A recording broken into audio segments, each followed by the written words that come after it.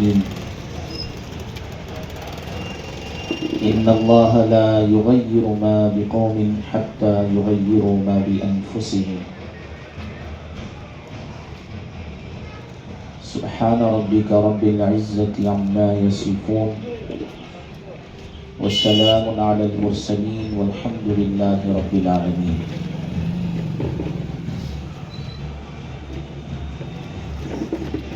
دل سے نکلے گی نہ مر کر بھی وطن کی الفت، دل سے نکلے گی نہ مر کر بھی وطن کی الفت، میری مٹی سے بھی خوشبوئے وفا آئے گی. محترم سامعین کرام، اسٹیج پر تشریف فرما اس علاقے کے ذمہ دار حضرات اور یو ایف ایف سی کے تمام نوجوان و کارکنان، آج کا دن ہر لحاظ سے بڑی اہمیت کا حامل ہے. آج جس نسبت پر ہم یہاں جمع ہوئے ہیں اور جس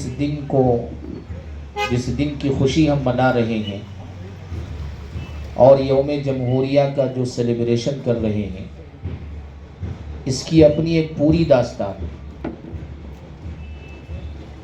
ایک بڑی لمبی چوڑی ہسٹری ہے. یہ 26 جنوری یوم جمہوریہ یہ کیا ہے، اس کی حقیقت کیا ہے اور اسے کیوں منایا جاتا ہے؟ ملک کے ہر خطے میں، گوشے میں، گاؤں میں، دیہات میں، قصبے میں، شہر میں، ٹاؤن میں، آپ جہاں چلے جائیں سارے لوگ 26 جنوری کی خوشی منا رہے ہوتے ہیں. تو اس کے پیچھے کا جو اصل مقصد ہے وہ یہی ہے کہ ہمارا ملک انگریزوں کا غلام تھا، جو تن کے گورے تھے لیکن من کے بہت کالے تھے. جو تن کے گورے تھے، من کے کالے تھے، اور وہ انگریز ہمارے اس پیارے ملک میں حکومت کر رہے تھے، ہمیں غلام بنائے ہوئے تھے. تو ہمارے بڑوں نے اس ملک کی آزادی کی خاطر اس ملک کو آزاد کرانے کے لیے خواب دیکھا اور جد و جہد کی. مجاہدین نے قربانیاں پیش کی، ایک سے بڑھ کر ایک قربانیاں اس ملک اور اس وطن عزیز کے لیے دی گئی. تب جا کر ہمارا ملک انگریزوں کے پنجے سے آزاد ہوا. 1947 میں 1947 میں ہمارا ملک آزاد ہوا. میں بہت تفصیل میں جانے کا وقت بھی نہیں ہے، اس لیے بڑے مختصر انداز میں موٹے موٹے الفاظ میں آپ حضرات کے سامنے اپنی بات رکھ رہا ہوں. 1947 میں ملک آزاد ہوا، لیکن دستور جو تھا وہ انگریزوں کا بنایا ہوا تھا. 1935 کا جو ایکٹ تھا، برٹش ایکٹ، وہ ابھی تک تھا. تو ہمارے بڑوں نے اور ہندوستان کے سارے دانشوروں نے مل بیٹھ کر کہا کہ اس دستور کو ختم کرنا ہے اور ایک ایسا دستور بنانے کی ضرورت ہے، ایک ایسا آئین بنانے کی ضرورت ہے جو ہر مذہب کے ماننے والے، ہر فرقے سے تعلق رکھنے والے اور ہر شہری کو، ہر باشندے کو برابر کے حقوق دیتے ہیں. تو اس کے بعد کمیٹیاں بنائی گئیں، 13 رکنی کمیٹی بنی، مسودات تیار ہوئے، اپنے اپنے تجویز اور رائے لوگوں نے پیش کی.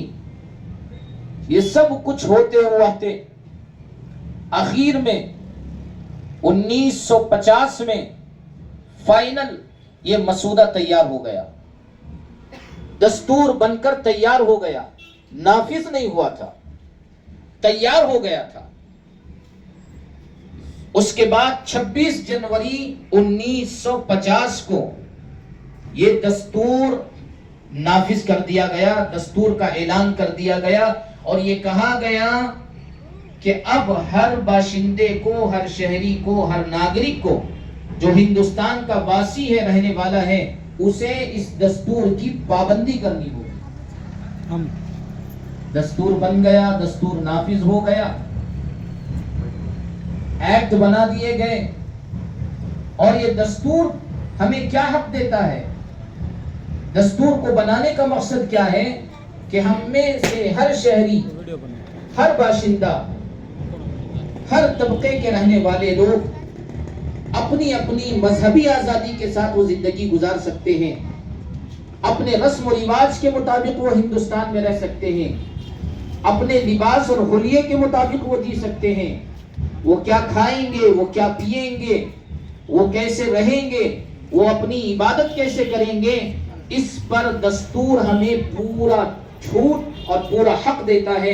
ہمیں روکا نہ جائے گا، ہمیں ٹوکا نہ جائے گا، ہمارے لباس کو لے کر کمنٹ نہ کیا جائے گا، ہماری شکل و صورت کو لے کر کوئی نہیں بولے گا، بلکہ دستور اسی کا رائٹ اور حق دیتا ہے کہ ہر شہری کو اس کے مذہبی آزادی کے مطابق بنیادی جتنے حقوق ہیں وہ اسے حاصل ہوں گے، کوئی کسی سے بڑا اور کسی سے چھوٹا نہیں ہوگا۔ لیکن دوستو، المیہ یہ ہے کہ آج ہم دستور کے نافذ ہونے پر جشن منائیں، قانون کے نافذ ہونے پر جشن منائیں، آئین کے نافذ ہونے پر جشن منائیں،